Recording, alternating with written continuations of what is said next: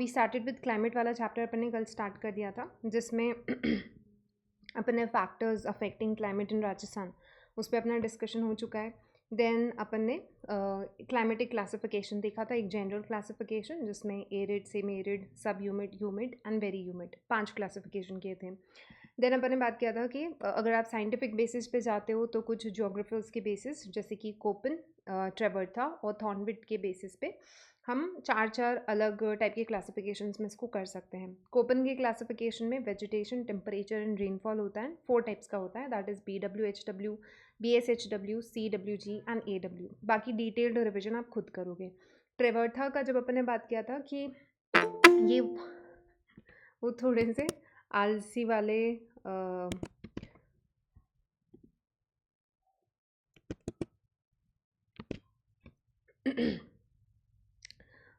थे जिन्होंने सिर्फ रेनफॉल को एज अ पैरामीटर माना था।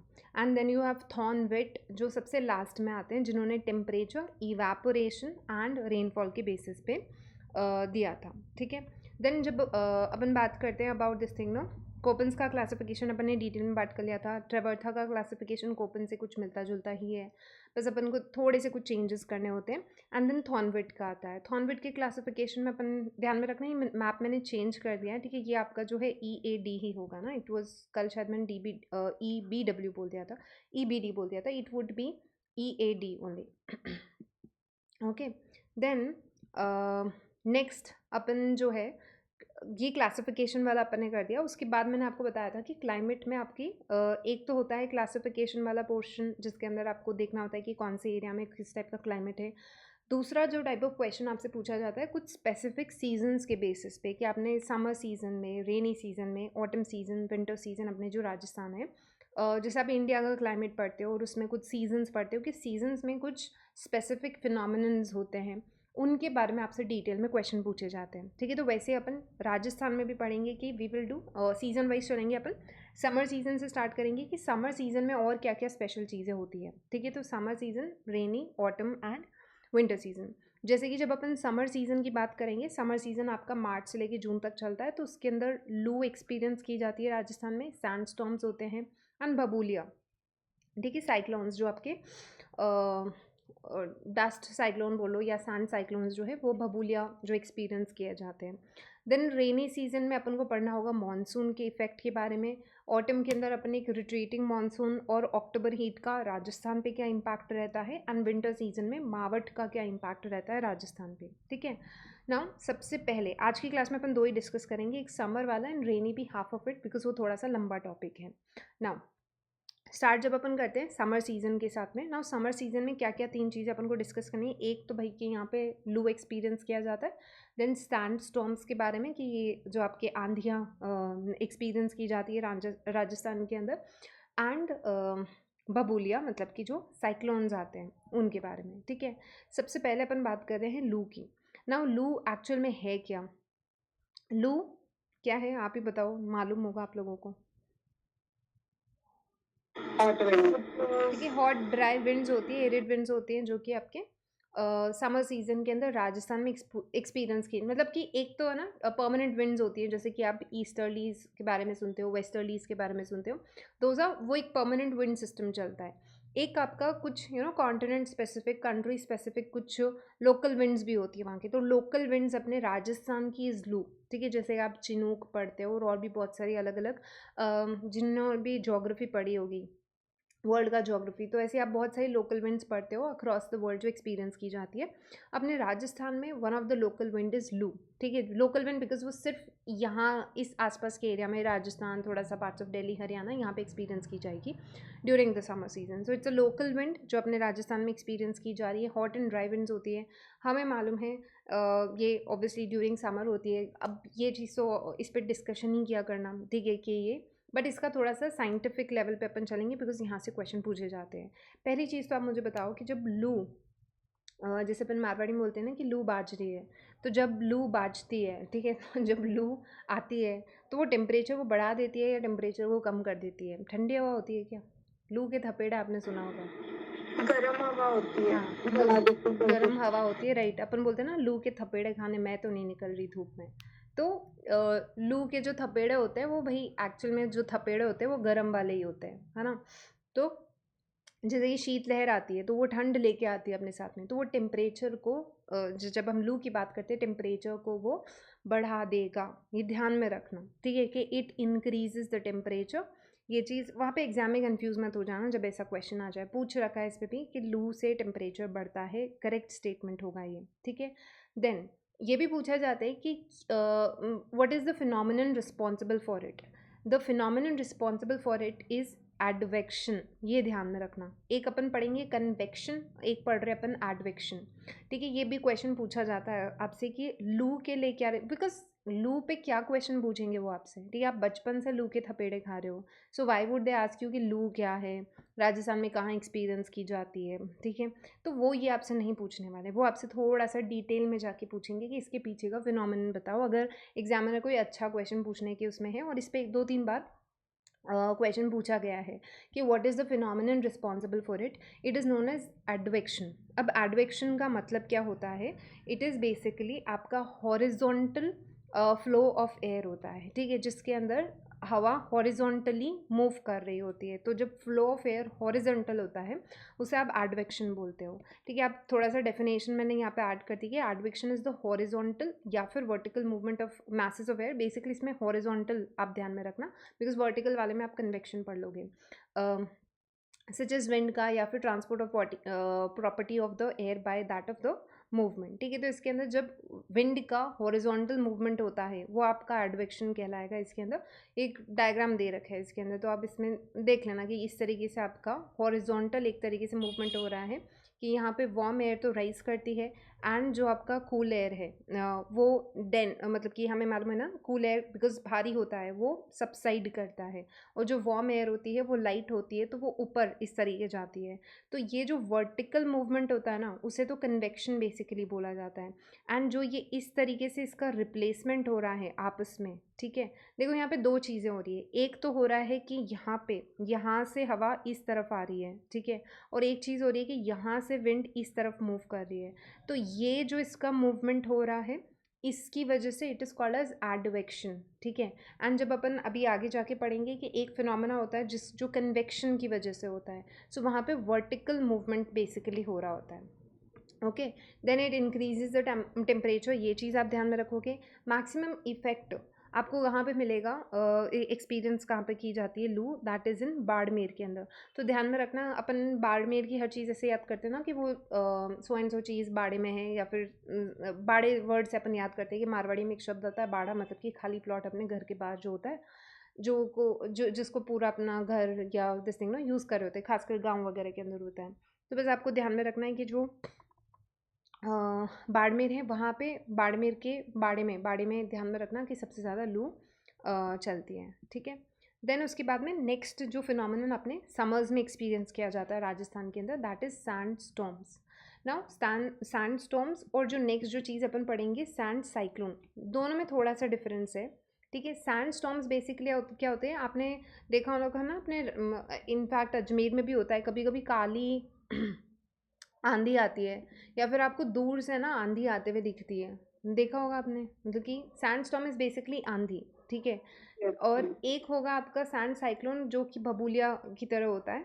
दोनों में डिफरेंस ये है कि एक आपका पूरा इस तरीके से साइक्लोन के फॉर्मेट में उसका बस पैटर्न इस तरीके का होता है, एंड एक सैंड स्टॉर्म थोड़ा सा इसमें डिफरेंट हो जाएगा ये, बिकॉज दिस थिंग ना इसके साथ में थोड़ी सी रेनफॉल वगैरह ये सब एसोसिएटेड होगा। नाउ सैंडस्टॉर्म क्या होता है, ये डस्टी ह्यूमिड विंड्स होती हैं, इनको आप सैंडस्टॉर्म बोलोगे, समर सीजन के अंदर होती है। इसको सिंपली आप आंधी से याद रख लेना कि भाई ये आंधी को बोल रहे हैं, ठीक है। अब इसका रीज़न क्या है, इसका रीज़न हो जाएगा आपका कन्वेक्शनल फ्लो ऑफ एयर, ठीक है। कन्वेक्शनल फ्लो ऑफ एयर इसकी वजह से जो है आपका वर्टिकल जो मैंने आपको बताया था, ठीक है, इसकी वजह से ये जनरेट हो जाती है। देन आप खुद के एक्सपीरियंस से मुझे ये बताना कि इमेजिन करो एक गर्मियों का दिन, ठीक है, जब बहुत गर्मी है, उसके बाद में आंधी आती है, और आंधी के बाद आप थोड़ा सा ना आप देखते हो कि धूल मिट्टी आती है, और फिर उसके साथ में हल्की फुल्की बौछार भी हो जाती है, ठीक है, कभी कभी होती भी है, कभी कभी नहीं भी होती है, मोस्टली होती है। उसके बाद में टेम्परेचर कम हो जाता है क्या एकदम से, आप फिर छत पे निकलते हो, ठंडी हवा चलती है, ये सब तो आपने बचपन यस। में किया ही होगा। यस ठीक मैम। है, तो उससे क्या हो जाता है, टेम्परेचर कम हो जाता है। तो ये चीज़ प्लीज़ ध्यान में रखना, सैंड स्टॉर्म्स गर्म नहीं होती है, ठीक है, इट डिक्रीजेज द टेम्परेचर। अपने एक्सपीरियंस से याद रखना कि सैंड स्टॉर्म्स से टेम्परेचर एक तो कम होता है, ये कन्वेक्शनल फ्लो ऑफ एयर की वजह से होती है, which is the vertical flow of the air. Then आप चीज़ ध्यान में रखोगे, जो लू होता है वो टेम्परेचर को बढ़ा देता है और वो एडवेक्शन की वजह से होता है। ठीक है, द मैक्सिमम इफेक्ट ऑफ सैंडस्टॉर्म्स, ये ध्यान में रखना है कि सबसे ज़्यादा आंधी राजस्थान में कहाँ एक्सपीरियंस की जाती है, गंगानगर के अंदर। ठीक है, गंगानगर में बहुत बार ये क्वेश्चन पूछा है, इनफैक्ट पिछले साल भी एक दो एग्जाम्स थे जहाँ पे ये क्वेश्चन डायरेक्टली एग्जाम्स में पूछा गया है कि सबसे ज़्यादा सैंडस्टॉर्म्स या आंधी आपने राजस्थान में कहाँ एक्सपीरियंस किए जाते हैं। वो एक्सपीरियंस किए जाते हैं कहाँ पे, गंगानगर के अंदर। अब इसको आप महाराजा गंगा सिंह से याद रख लेना। ठीक है, कि महाराजा गंगा सिंह, एक सीन इमेजिन करना है, मैंने आपको उनकी पिक्चर तो दिखाई दी है काफ़ी बार, तो बस आपको इमेजिन करना है कि वो गंग नहर वाले जो महाराजा गंगा सिंह हैं, आंधी में एक ऊँट पे चल के, बिकॉज वो बीकानेर के महाराजा थे। ठीक है, तो वो एक ऊँट पे बैठे हुए हैं, कुछ शिकार विकार करने गए होंगे, कहीं पे अपने सिटी में बाहर निकले होंगे, और फिर वो एक आंधी आ जाती है और वो आंधी में से निकल के बीच में से आ रहे हैं। ठीक है, एंड मैक्सिमम इफेक्ट, मतलब क्योंकि बोलते हैं कि कम से कम 27 दिन तक वहाँ पे आंधियाँ चलती है, मतलब कि एक एवरेज अगर इसके अंदर निकाला जाए। ठीक है, ये मैंने बस एक डायग्राम लगाया कि जैसे कि मैंने बोला ना कि कन्वेक्शन इज़ बेसिकली जब आपका एयर राइजेज अपवर्ड, वर्टिकल इसके अंदर मूवमेंट होता है, तो वो इसकी वजह से आपके दिस थिंग नो, ये सैंडस्टॉर्म्स जो है ये एक्चुअल में इसका ओरिजिन होता है। तो फिनोमिनन प्लीज़ ध्यान में रखना, एडवेक्शन किसके लिए होगा, उससे क्या जनरेट होता है एडवेक्शन की वजह से, लू। ठीक है, एंड कन्वेक्शन की वजह से क्या होगा, सैंडस्टोन। सैंडस्टॉर्म्स। ठीक है, देन उसके बाद में नेक्स्ट आता है आपका सैंड साइक्लोन, जिसको अपन भभूलिया बोलते हैं। ये क्वेश्चन पूछा जाता है कि सैंड साइक्लोन्स को राजस्थान में क्या बोलते हैं, तो भभूलिया ध्यान में रखना आप। अब भभूलिया क्या होगा, आपको मालूम है साइक्लोन्स कैसे ओरिजिनेट करते हैं, साइक्लोन्स कैसे ओरिजिनेट करते हैं, इतना सुनते रहते हो ना आप, बिपरजोय और कौन कौन से साइक्लोन्स, अभी भी they are typhoons in South East Asia. Ma'am low pressure area की वजह से। लो प्रेशर एरिया सेंटर में and high pressure area outside, इसका रिवर्स भी हो सकता है। ठीक है, तो इट्स बेसिकली, मैं बस आपको फिनोमिनन्स बता रही हूँ ताकि आपको याद रहे, बिकॉज यू नेवर नो, आपसे क्वेश्चन अगर बाकी दो की फिनोमिनन्स पूछें तो इससे भी पूछा जा सकता है कि सैंड साइक्लोन्स कैसे बनते हैं। तो इसमें होता क्या है, जैसे आप जो ट्रॉपिकल साइक्लोन्स पढ़ते हो ना इंडिया वाले, कि जो ओडिशा पे हिट करते हैं एंड कोस्टल एरियाज़ पे, अरेबियन सी पे, गुजरात पे भी था अभी। ठीक है, तो ये सब कैसे होते हैं बेसिकली, जैसे कि दिस इज़ आपका दिस थिंग ना सदर्न इंडिया, पेनिनसुलर इंडिया है, यहाँ पे यू हैव अरेबियन सी, यहाँ पे मान लो कोई भी एक आइलैंड टाइप का रीजन हो गया। ठीक है, अब जो आइलैंड टाइप का रीजन हो गया ना, अब आप मुझे बताओ कि आसपास तो वाटर बॉडी है एंड इधर आपका लैंड है, लैंड ज़्यादा हीट अप हो जाता है या वाटर जल्दी, जल्दी क्या हीट अप होगा, लैंड हीटअप लैंड। होगा। लैंड हीटअप होगा तो वहाँ पे ज़्यादा गर्मी है, मतलब कि वहाँ पे प्रेशर कम हुआ हवा का, बिकॉज उड़ गया ना सब कुछ, तो यहाँ पे प्रेशर कम हो जाता है। ठीक है, तो लो प्रेशर जनरेट हो जाता है। बाकी कंपेरेटिवली आसपास क्या होता है, हाई प्रेशर होता है। यही आपका सीन होता है ट्रॉपिकल साइक्लोन्स के अंदर। फिर उसके बाद में क्या होता है, अब ऑब्वियसली ये चीज़ आप बचपन से पढ़ते आ रहे हो कि air move from the region of its low pressure to sorry from a region of its high pressure to a region to its low pressure, ये पढ़ते हैं अपन। हाई प्रेशर से लो प्रेशर विंड मूव करती है, इसी तरीके से winds move करती है ना। सो सेम फिनोमिनन आपके इन रीजन्स में हो सकते हैं कि मान लो कि कोई एरिया है, कोई चट्टान हो गया, या फिर जिस पे कंपेरेटिवली काफ़ी दिस थिंग ना वो ज़्यादा तप गया आसपास के एरिया से, तो इस वजह से आपका यहाँ पे दिस थिंग ना लो प्रेशर जनरेट हो जाता है। ठीक है, लो प्रेशर यहाँ पे हो जाता है।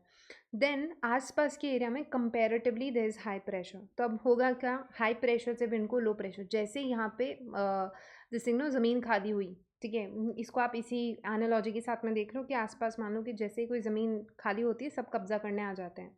ठीक है, कि ये हमारी होगी, तो जैसे ये जगह खाली हुई लो प्रेशर की वजह से, यहाँ से हाई प्रेशर विंड मूव करेगी, इस तरीके से मूव करेगी, इस तरीके से मूव करेगी एंड इस तरीके से मूव करेगी। तो इसकी वजह से क्या होता है, सर्क्यूलर अब ये बिकॉज लो प्रेशर है नीचे की तरफ, तो ये विंड भी जो नीचे बिल्कुल लो प्रेशर में हाई प्रेशर वाली कंपेरेटिवली ठंडी विंड गई, वो एकदम से दिस थिंग ना प्रेशर के साथ में ऊपर उठेगी, बिकॉज यहाँ पे तो टेम्परेचर बहुत हाई है ना। तो जैसे हाई प्रेशर, आप लोगों को समझ में आ रहा है मैं क्या बोल रही हूँ? Yes, ma'am. ठीक है। Yes, तो yes, हाई ma'am. प्रेशर की विंड लो Yes, ma'am. प्रेशर पे गई, लो प्रेशर में ऑलरेडी टेम्परेचर हाई है, तो जब क्योंकि टेम्परेचर हाई है तो वहाँ की विंड भी एकदम से गर्म होती जाएगी और गर्म हवा ऊपर की तरफ उठेगी।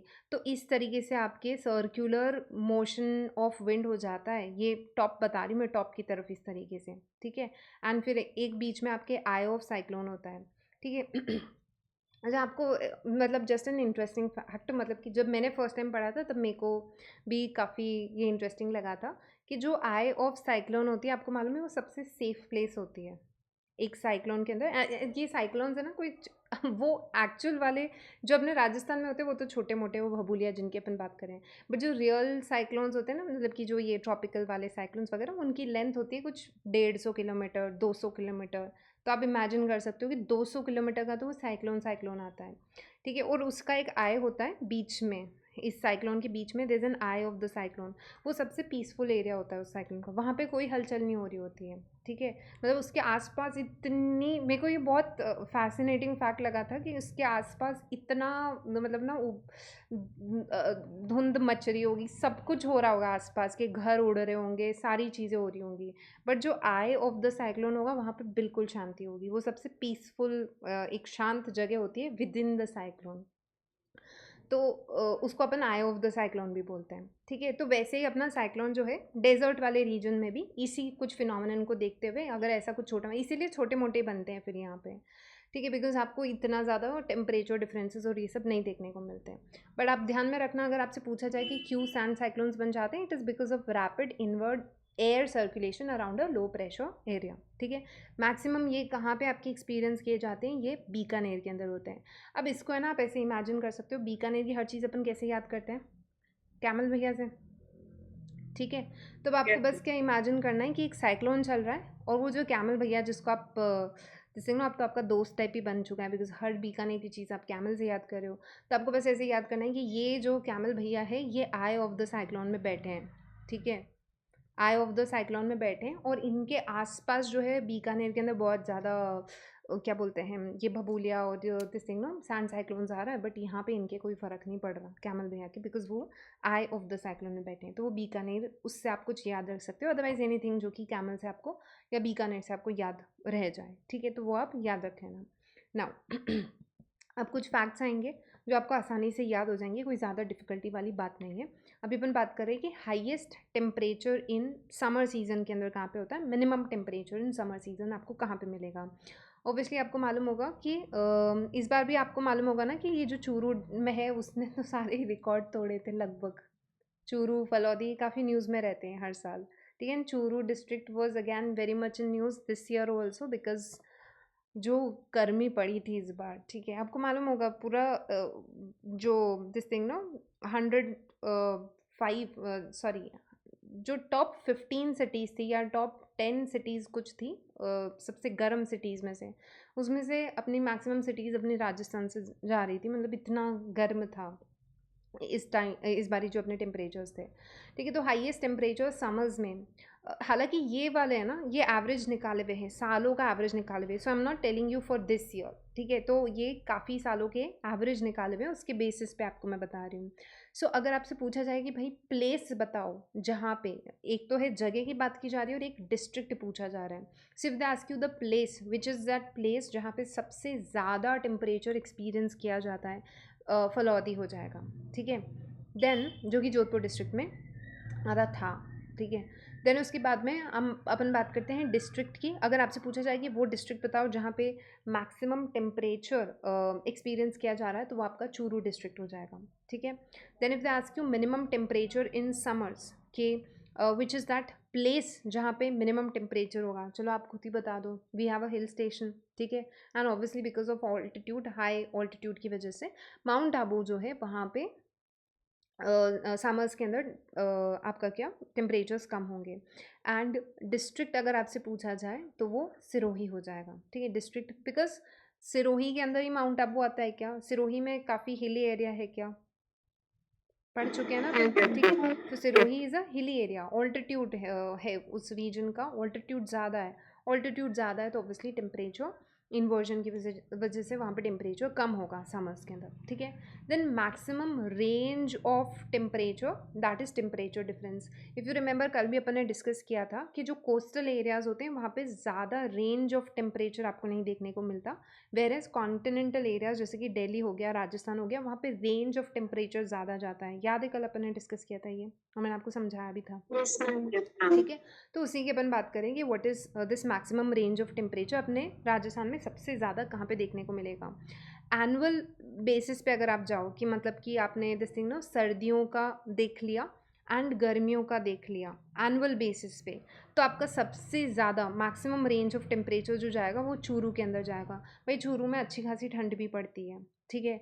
तो आपका जो चूरू है वो annual maximum range of temperature उसके अंदर रहेगा।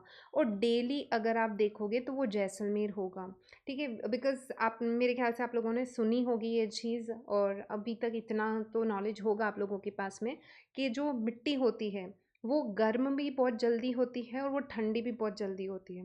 ये सुनिए ये चीज़ आपने, यस मैम। ठीक है। तो same thing happens in Jaisalmer. Jaisalmer के अंदर डेजर्ट वाला रीजन है, तो वहाँ पे डेली आपको टेम्परेचर डिफरेंस इस वजह से दिख जाता है, बिकॉज वहाँ पे धूप पड़ी तो वो मिट्टी एकदम से तेज़ गर्म भी हो गई, बट जैसे ही सनसेट हुआ तो वो सबसे पहले ठंडी भी हो जाएगी, ठीक है। तो इसी वजह से आपको, और सर्दियों में टेम्परेचर अगेन आपके जैसलमेर में भी काफ़ी कम चल जाता है, ठीक है। तो बिकॉज ऑफ प्रेजेंस ऑफ मिट्टी सैंड की वजह से, और सैंड का क्योंकि नेचर ऐसा है कि वो एब्जॉर्ब भी बहुत जल्दी करेगी एंड रेडिएट भी आपका दिस थिंग नो हीट बहुत जल्दी कर देगी।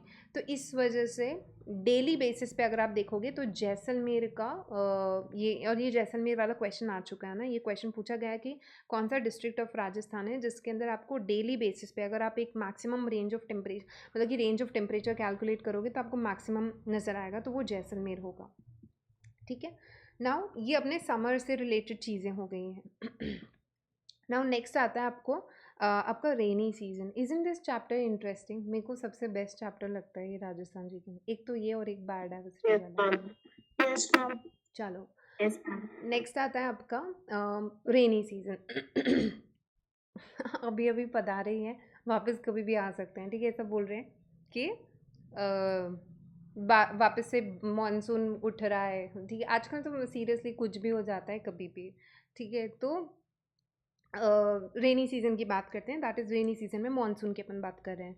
सो मानसून आपको मालूम होगा ये एक अरबिक वर्ड मौसम से आता है, ये सारी चीज़ें आप बेसिक पढ़ चुके हो। अभी अपन राजस्थान के कॉन्टेक्स्ट में बात करते हैं।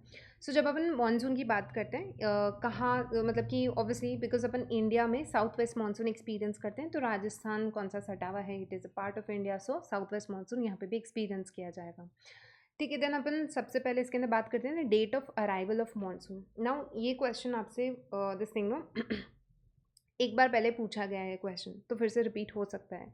नाउ देखो पहले पुराना जो डेट था इट वॉज 15 जून।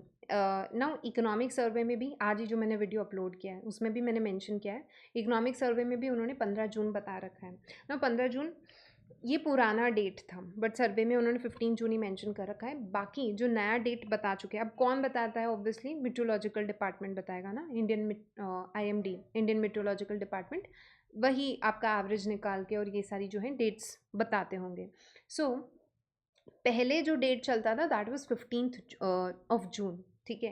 एंड अभी जो है वो 25th जून न्यू डेट हो चुका है। अब ये थोड़ा सा आप डिफरेंस, ऑब्वियसली आपको मालूम है क्लाइमेट चेंज और ये सारे जो है ना चेंजेस हो रहे हैं बिकॉज ऑफ वेदर कंडीशंस। आपको मालूम है कि एक्सट्रीम वेदर कंडीशंस अब हो चुकी हैं कि ठंड होगी तो बहुत ज़्यादा ठंड, गर्मी है तो बहुत ज़्यादा गर्मी, बारिश है तो बहुत ज़्यादा बारिश, इस तरीके का सीजनल अब चीज़ें हो चुकी हैं। तो आपका जो अराइवल ऑफ मानसून है उसका डेट भी चेंज हो चुका है। सो पहले 15 जून था, अभी 25 जून नया डेट है, ये आप चीज़ ध्यान में रखोगे, ठीक है।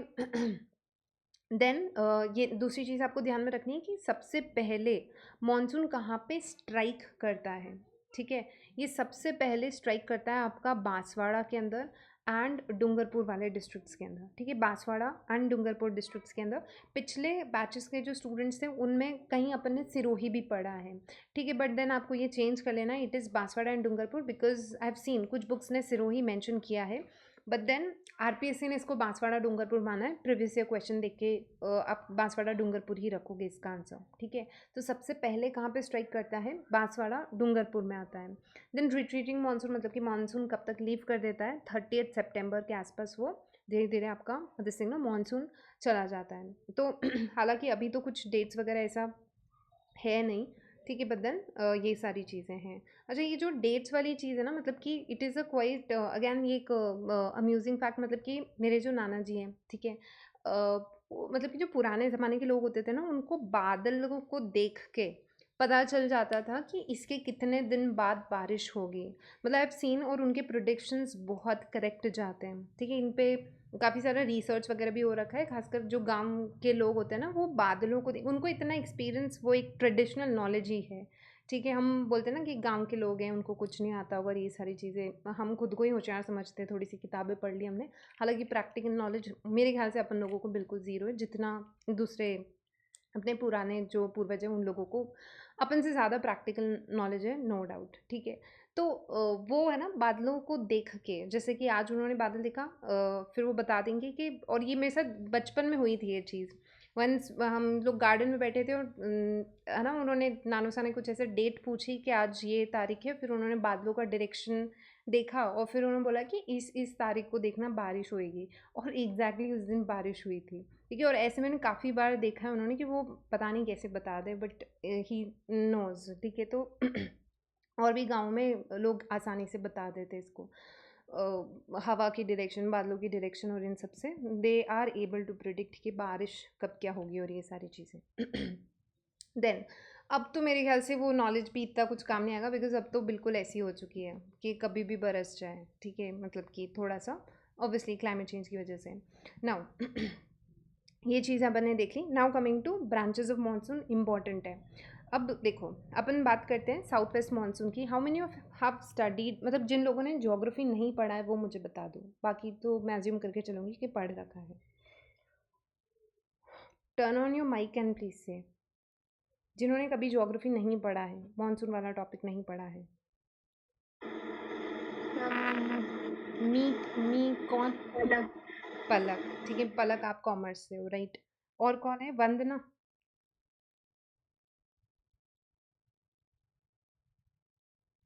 यस मैम, बस मैं आपको लास्ट क्लास में पढ़ा। अच्छा, मेरी लास्ट क्लास में आपने पढ़ रखा है, ठीक है। बाकी सब ने पढ़ रखे हैं, ओके गुड। नाउ मतलब मेरे को एक जानना था कि कितना डिटेल में मुझे समझाना है, okay. Now branches of monsoon की अपन बात करते हैं। देखो, सिंपल सा फिनोमेना, मैं मॉनसून बिल्कुल डिटेल में नहीं जा रही, बिकॉज वो आपके इंडिया ज्योग्राफी का पार्ट आता है।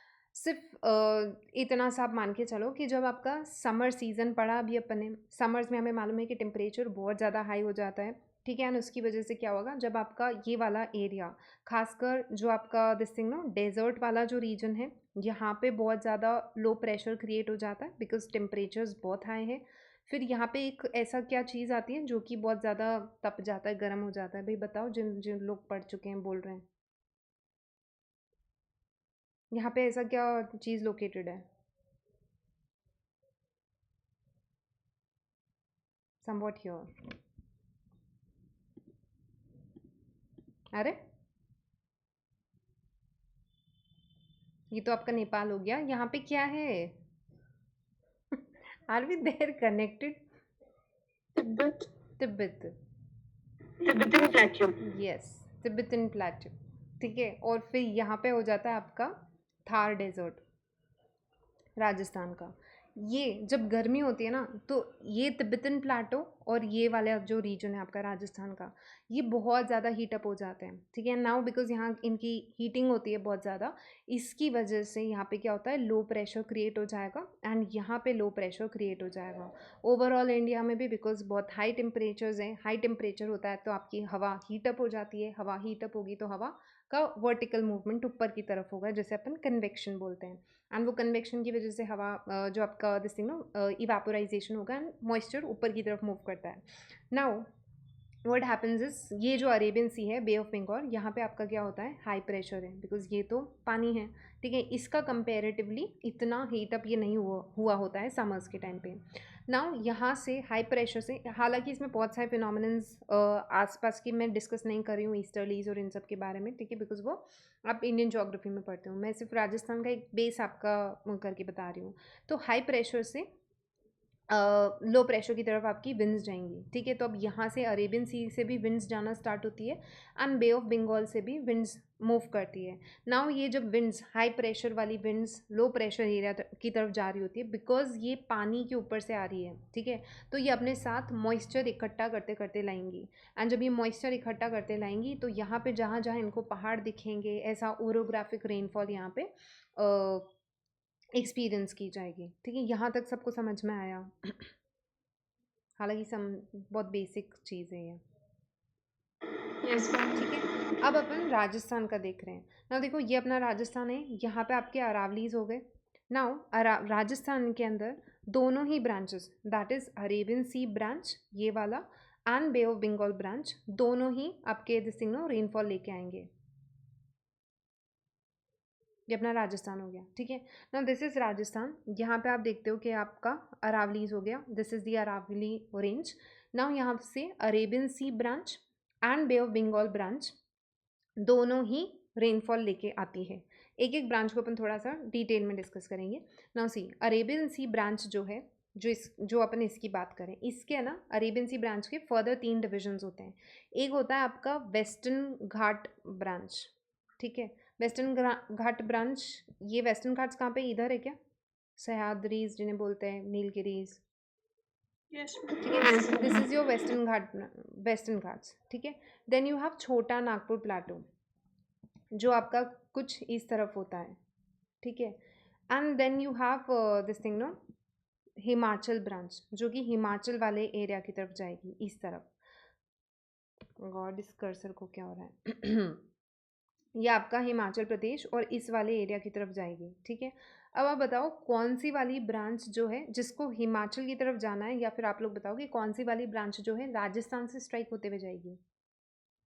राजस्थान कौन से ब्रांच के बीच में आ रहा है, हिमाचल, वेस्टर्न घाट या फिर छोटा नागपुर वाली?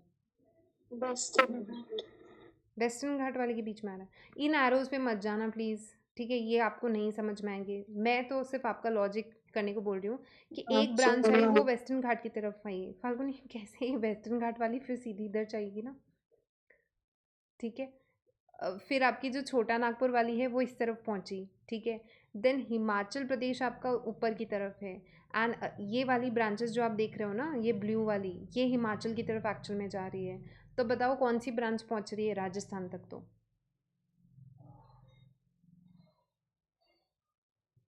Please answer. अरे बे ऑफ बंगाल तो मैं पूछ ही नहीं रही हूँ, बे ऑफ बंगाल पे बात नहीं, हिमाचल वाली. ठीक है, अरेबियन सी में 3 हैं. ठीक है, अरेबियन सी में 3 है, वेस्टर्न घाट, छोटा नागपुर, हिमाचल ब्रांच.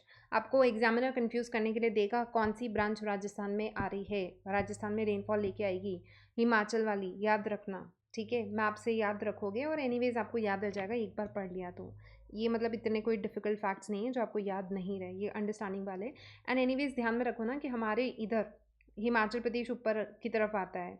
ये पोंग डैम, पंदोर डैम सब कुछ पड़े है ना अपन ने, हिमाचल प्रदेश, नॉर्थ ऑफ राजस्थान. तो यहाँ से जो ब्रांचेस जिसको हिमाचल की तरफ जाना है तो वो राजस्थान से निकलेगा ना. तो राजस्थान में हिमाचल ब्रांच जो है आपका रेनफॉल लेके आती है. ठीक है, पहली चीज़ अपन ने देखी. देन उसके बाद में नेक्स्ट बात करते हैं अपन बे ऑफ बंगाल ब्रांच की. ठीक है, बे ऑफ बंगाल ब्रांच के भी 2-3 हिस्से होते हैं. एक होता है आपका great northern plain branch. Manisha, Harshita, she is not attending the classes.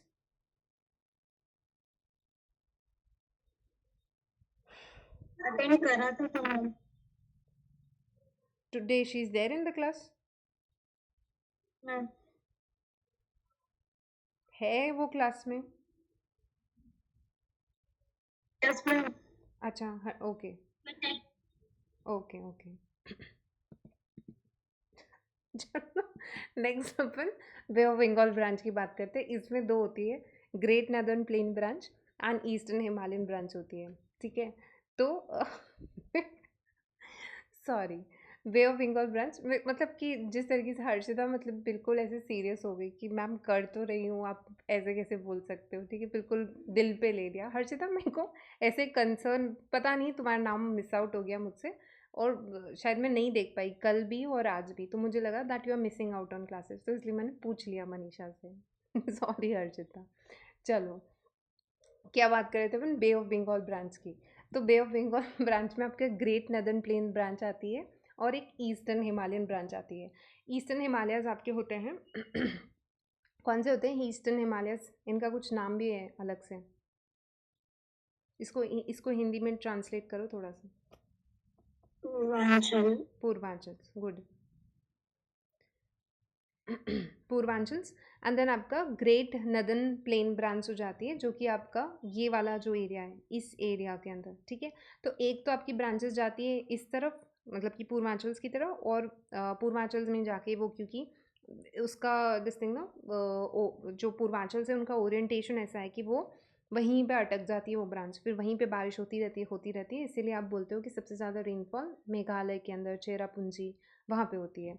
बाकी जो एक ब्रांच है वो आती है आपकी ग्रेट नदर्न प्लेन वाली ब्रांच हो जाएगी। राजस्थान में कौन सी पहुंचेगी, ग्रेट नदर्न वाली या पूर्वांचल वाली? अभी बताया मैंने आपको, ग्रेट नदर। ग्रेट नदर्न वाली पहुंचेगी अपने राजस्थान तक, ठीक है।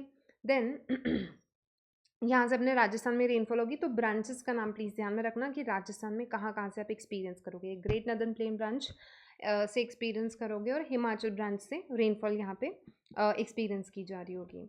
नाउ देखो, हिमाचल ब्रांच जो है, अच्छा एक और चीज़ आप मुझे बताओ कि मान लो कि ये आपका अरेबियन सी है, this is bay of Bengal, यहाँ पे राजस्थान है, ठीक है, एंड ये आपके अरावलीज हैं। अब अपने यहाँ पे रेनफॉल होती है ओरोग्राफिक, ठीक है। जो ट्रॉपिकल एरियाज़ होते हैं ना, वहाँ पे कन्वेक्शनल रेनफॉल होती है, इसलिए वहाँ पे रोज़ सुबह 4 बजे बारिश हो रही होती है। ब्राज़ील और इन वाले एरियाज़ के अंदर, जैसे ना जो इक्वेटोरियल वाले रीजन आते हैं, जो ट्रॉपिकल रीजन्स होते हैं, जो इक्वेटोरियल होते हैं, वहाँ पे कन्वेक्शनल रेनफॉल होती है। कन्वेक्शनल मतलब कि सुबह बहुत तेज़ गर्मी पड़ेगी और फिर शाम तक वहाँ पे दिस थिंग नो ह्यूमिडिटी होगी, फिर से बारिश हो जाएगी। बट अपने यहाँ पे जो ये ट्रॉपिकल बेल्ट हो गया इसके अंदर, वहाँ पे ओरोग्राफिक रेनफॉल होती है, ठीक है। इतनी आसानी से बारिश नहीं होगी, पूरे 1 साल का पूरा दिस थिंग नो नाटक चलता है इनका, और फिर उसके बाद में बारिश होती है। नाउ जब अपन बात कर रहे हैं राजस्थान के अंदर या इंडिया के अंदर, we ma'am what is orographic rainfall? Coming to that, ठीक है। What is orographic? ओरोग्राफिक मतलब होता है कि जो बादल आएंगे और वो किसी एरिया से टकराएंगे, उसके बाद में रेनफॉल होगी। कन्वेक्शनल रेनफॉल जो होती है ना, जो इक्वेटोरियल बेल्ट के अंदर, जैसे अमेजोन फॉरेस्ट के अंदर होती होगी, तो वहाँ पे रोज़ ही बारिश हो जाती है, ठीक है। वहाँ पे क्या होगा, बस इवापोरेशन होगा, वहाँ पे ह्यूमिडिटी हाई होगी, जिसकी वजह से बारिश आपका जो है ना पानी बरस जाएगा। तो उसको कहीं बादलों से कहीं टकराने की, बादल को कहीं से टकराने की ज़रूरत नहीं है मॉइस्चर को अपना गिराने के लिए। ओरोग्राफिक रेनफॉल होती है कि जैसे कि अरेबियन सी आया, यहाँ अरेबियन सी ब्रांच आती है, ये वेस्टर्न घाट से, तो यहाँ पे वेस्टर्न घाट्स में आपको मालूम होगा हिली रीजन है वेस्टर्न घाट्स, ठीक है। ये वाले यहाँ पे पहाड़ियाँ हैं, ठीक है, वेस्टर्न घाट्स, यहाँ पे पूरा हिली रीजन है, तो यहाँ पे टकराएगी बिकॉज वो एक हिली रीजन से टकराई, ठीक है। एंड फिर उसके बाद में वहाँ पे रेनफॉल हो गया। फिर अपने राजस्थान में भी आपको मालूम है अरावलीज हैं, तो वो अरावलीज से you know it will strike down, and फिर जैसे उसका स्ट्राइकिंग होगा अरावलीज से, it will give rainfall. Himalayas में मालूम है आपको, उत्तराखंड, हिमाचल प्रदेश, वहाँ पे भी क्या होगा आपको, एक मतलब कि मॉइस्चर जा रहा है एंड ऑब्स्ट्रक्ट करा उसको, मतलब कि वो मॉइस्चर वाले बादल जा रहे थे एंड फिर उसको ऑब्स्ट्रक्ट कर देता है आपका ये हिमालयन रीजन, ठीक है, ये जो पहाड़े वगैरह। एंड देन उसके बाद में आप देखोगे पूरे, आपने नोटिस नहीं किया है अरावलीज अपने मानसून के टाइम पे पूरे बादल नीचे आए हुए होते हैं, जैसे बारिश हो जाती है पूरे वाइट वाइट हो रखे होते हैं। Have you to notice this thing? That is orographic yes rainfall, ma'am. That is orographic rainfall, कि बादल आके बादलों से टकरा के बारिश बादल आके बादलों से नहीं, पहाड़ों से टकरा के, ऐसे स्ट्रक्चर्स से टकरा के उनकी बारिश हो रही है, उसे ओरोग्राफिक बोलते हैं, ठीक है। तो मैं यही मेरा क्वेश्चन आप लोगों से ये है कि अपने इंडिया के अंदर राजस्थान के अंदर ओरोग्राफिक रेनफॉल होती है, एंड यहाँ पे अपने अरावलीज है। अब मान लो कि अरेबियन सी ब्रांच है आपके यहाँ से होके, एक अरेबियन सी ब्रांच हिमाचल वाली जिसको आना है, और एक बे ऑफ बंगाल ब्रांच जिसको पूरा नदर्न प्लेन्स से आना है अगर अरेबियन सी ब्रांच का और बे ऑफ बंगाल ब्रांच में अरेबियन सी का हिमाचल प्रदेश वाली ब्रांच का और बे ऑफ बंगाल के अंदर ग्रेट नदर्न प्लेन्स वाली ब्रांच का कंपटीशन करवाया जाए, कौन सबसे पहले राजस्थान पहुंच जाएगी? Arabian sea. Bay of Bengal कैसे पहुंचेगी? उसको डिस्टेंस ज़्यादा कवर करना है, अरेबियन सी वाली। इसको तो इतना ही ट्रैवल करना है ना, सिर्फ गुजरात ही तो क्रॉस करना है। पर बारिश तो नहीं करेगी ना, वो शायद वर्टिकल निकल जाएगी। नहीं करती है ना, अपने पढ़ा तो है। चलो आगे जाके और क्लियर हो जाएगा, करती है रन सिरोही और इस वाले रीजन के अंदर स्ट्राइक करती है, ठीक है। तो सबसे पहले, और ये पूरा वर्टिकली नहीं निकलती है, जो आपका सदर्न वाला रीजन है, supposedly this is Rajasthan, I hope this is a map here, हाँ ये यहाँ पे कंसिडर करो, ठीक है। तो ये वाला जो रीजन है आपका पूरा, एंड यहाँ पे पूरा बारिश होता है, ठीक है, जब यहाँ से निकलती है। बिकॉज आप देखो सिरोही हो गया, उदयपुर हो गया, डूंगरपुर हो गया, बांसवाड़ा हो गया, अच्छे खासे अरावलीज और इन सब का है, मतलब कि पहाड़ियाँ हैं यहाँ पे। तो प्लस आपका जो बांसवाड़ा है वाला जो रीजन हो गया, क्योंकि वहाँ पे ह्यूमिडिटी भी हाई होती है, तो इस वजह से बारिश हो जाती है, ठीक है। तो ये इस वाले को स्ट्राइक करती है, फिर पैरेलल निकलती है। बिकॉज अपन यही पढ़ रहे हैं कि ओरोग्राफिक रेनफॉल है, जहाँ पे उसको स्ट्रक्चर्स मिलेगा वहाँ पे वो अटक जाएगी। तो इस वाले रीजन में तो ऑफकोर्स बारिश देती है, फिर वो आपके ऐसे ऐसे ऐसे पैरेलल निकल जाती है, ठीक है। ठीक है। चलो हाँ, तो आपको ध्यान में रखना है कि हिमाचल ब्रांच जो है ना, it is first to bring rainfall to Rajasthan, ठीक है। बट ये ज़्यादा रेनफॉल नहीं देती राजस्थान के अंदर, बिकॉज जैसे मैंने आपको बताया कि ये आपके सदर्न राजस्थान वाला जो एरिया है वहाँ पे तो बिकॉज आपके अरावलीज और इन सब का अच्छा खासा स्ट्रक्चर्स है और इस तरीके से, तो वहाँ पे वो अटक गया, वहाँ पे बारिश दे देगी सिरोही वाले, बांसवाड़ा और इन सारे रीजन के अंदर। बट देन फर्दर वो आगे आपके पैरेलल निकल जाएगी, ठीक है, इस हिमालय से वो पैरेलल निकल जाएगी। ये क्वेश्चन बहुत पूछा जाता है कि कौन सी ब्रांच पैरेलल निकल जाती है, अरेबियन सी वाली, ठीक है। देन ग्रेट प्लेन ब्रांच जो होती है वो मैक्सिमम रेनफॉल आपके राजस्थान के अंदर लेके आती है। बिकॉज देखो, अच्छा ये मैप भी देखो, ये रेनफॉल वाला ही मैप है, ठीक है, ये रेनफॉल वाला ही मैप है। इसमें आप देख रहे होंगे जो डार्क पिंक कलर दिख रहा है ना आपको, वहाँ पे आपकी सबसे ज़्यादा बारिश हो रखी है। तो थोड़ा सा देखो कौन सा डिस्ट्रिक्ट आपको दिख रहा है डार्क पिंक के अंदर, सबसे ज़्यादा डार्क दिख रहा होगा। कोटा, बूंदी, बारां, झालावाड़ देखो फिगर्स भी और लिखा हुआ है, थोड़ा सा जूम करो। डूंगरपुर, बांसवाड़ा और Sirohi. Okay, no go to the अच्छा, फिगर्स। झालावाड़ देखो 920 mm लिखा हुआ है वहाँ पे बारिश, 920 mm, ठीक है। झालावाड़ में सबसे ज़्यादा बारिश एक्सपीरियंस की जाती है अपने राजस्थान के अंदर, ठीक है। सिरोही में भी अच्छा खासा बारिश होता है बिकॉज ऑफ ओरोग्राफिक, मतलब वहाँ पे क्योंकि बड़े बड़े पहाड़ियाँ हैं इस वजह से। देन आप देखोगे प्रतापगढ़ हो गया, ये सारे बिकॉज ह्यूमिड रीजन्स हैं, तो यहाँ पे आपकी अच्छी खासी रेनफॉल जो है वो एक्सपीरियंस किया जाता है ना। तो इस मैप पे चलो अपन वापस आएंगे। फिलहाल आप ध्यान में रखना कि जो ग्रेट प्लेन है वो आपका मैक्सिमम रेनफॉल राजस्थान में लेके आता है। अच्छा इतना तो समझ में, अब देखो इसका भी आप समझो, दिस इज़ अरावलीज, ठीक है, ये अरावलीज है आपके। बे ऑफ बंगाल ब्रांच इस तरीके से आती है। नाउ क्या आपको एक स्टार्क डिफरेंस नज़र आ रहा है ईस्टर्न राजस्थान और वेस्टर्न राजस्थान में रेनफॉल पैटर्न पे? Yes ma'am. ठीक है, आपको एक स्टार्क यहाँ पे बिल्कुल जो है ना डिफरेंस नज़र आ रहा होगा इसके ऊपर। इधर आप देख रहे होंगे पूरा डार्क शेड्स में चल रहा है, यहाँ पे लाइट शेड्स में चल रहा है, ठीक है। बिकॉज आप देख रहे हो कि एज आई टोल्ड यू कि अपने यहाँ पे ओरोग्राफिक रेनफॉल ही है, ठीक है। यहाँ पे आपके अरावलीज हैं एंड आपकी जो बे ऑफ बंगाल ब्रांच है वो इस तरीके से आ रही है। Now bay of Bengal branch आ रही है, इस साइड पे पूरा बारिश हो गई, यहाँ से टकराया तो इस वाले एरिया में पूरा बारिश हो जाएगा आपका, ठीक है। एंड ये वाला जो एरिया है वहाँ पे हल्की हल्की जाएगी, ऑफकोर्स होगी यहाँ पे भी बारिश। हालांकि इस बार तो there were floods in the western Rajasthan also, Jaisalmer और इन सब के अंदर भी। बट देन वो चलो ये अपन पहले की पढ़ रहे हैं जब कुछ होता था प्लान्ड तरीके से, ठीक है, एज पर नेचर होता था। अब तो इट्स ऑल एंथ्रोपोजेनिकली क्रिएटेड, मुझे ऐसा लगता है, मतलब कि distorted, not created but distorted.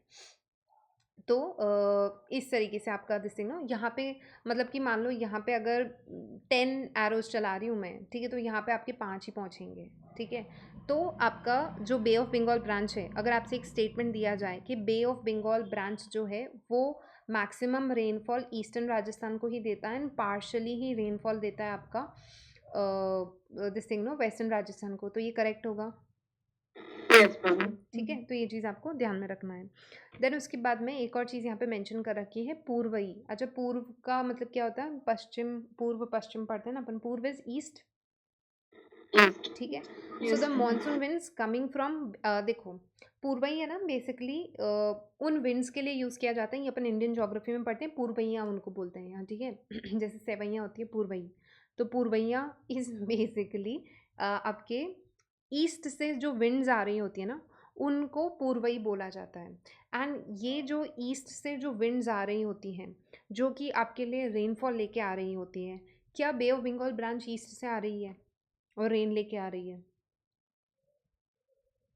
Bay of Bengal branch east से ही आ रही है ना, Yes, ma'am. ठीक है। ईस्ट डायरेक्शन से ही तो आ रही है भैया, Yes, ma'am. ठीक है, ये ईस्ट से आ रही है, और ये अपने लिए रेनफॉल लेके आ रही है। तो इस पूरे एरिया में ना इनको ईस्टर्लीज ही बोला जाता है, मतलब कि पूर्वई बोला जाता है, ठीक है। इस पूरे एरिया के अंदर इसको पूर्वई बोला जाता है।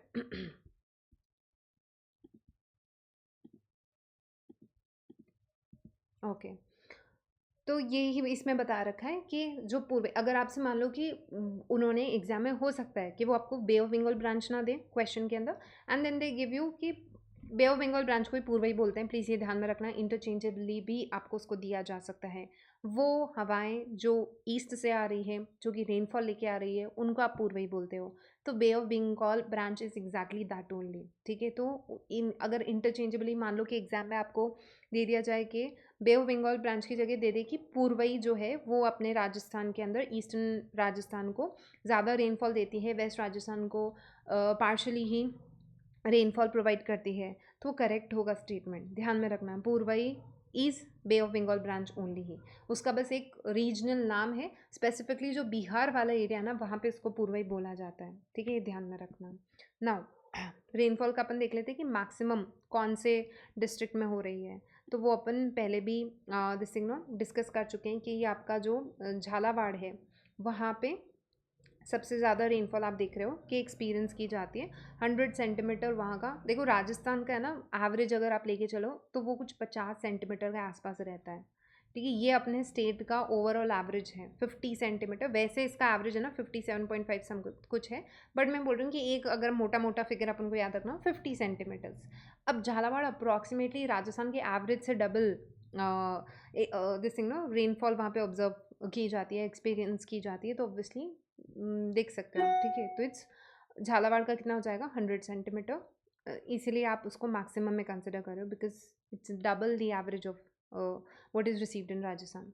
देन अगर आपसे पूछा जाए कि प्लेस बताओ जहाँ पे सबसे ज़्यादा रेनफॉल रिसीव की जा रही है, इट्स माउंट आबू, ठीक है।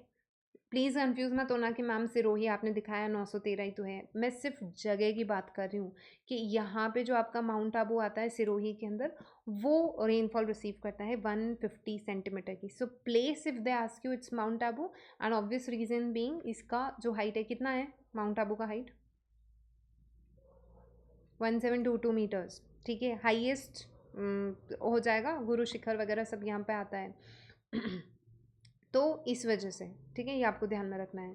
देन उसके बाद में नेक्स्ट आता है आपका मिनिमम रेनफॉल कहाँ पे, तो ये तो सोचने की बात ही नहीं है। डिस्ट्रिक्ट अगर आपसे पूछा जाए तो वो जैसलमेर हो जाएगा, एंड अगर आपसे पूछा जाए कि वो कौन सी प्लेस है जहाँ पे 0 सेंटीमीटर रेनफॉल है, ठीक है, तो वो आपका सम हो जाएगा। ये मैंने आपको फिजियोग्राफी में भी बताया है कि जैसलमेर डिस्ट्रिक्ट के अंदर देयर इज़ अ रीजन, जो आपका सिटी आता है जैसलमेर सिटी, वो तो आपका फिर भी पूरा कॉन्क्रीटेड एरिया और इस तरीके से होता है, बट देन जैसलमेर सिटी से कुछ 25-30 किलोमीटर दूर सम करके एक एरिया आता है, वहाँ पे आपको प्रॉपर सैंड ड्यून्स वगैरह मिलते हैं, ठीक है। तो वो सम एरिया जहाँ पे एक्चुअल टूरिज्म दिस ना, वो जो टेंट्स वगैरह लगाए जाते हैं और ये सारी चीज़ें, कैंपिंग एंड एवरीथिंग, वो सम एरिया में ही होती है, तो दैट्स रिसीविंग 0 सेंटीमीटर रेनफॉल।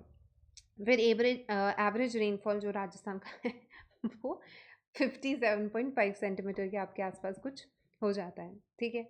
अब लास्टली अब देख लो कि पैटर्न पे भी बहुत बार क्वेश्चन पूछा गया है।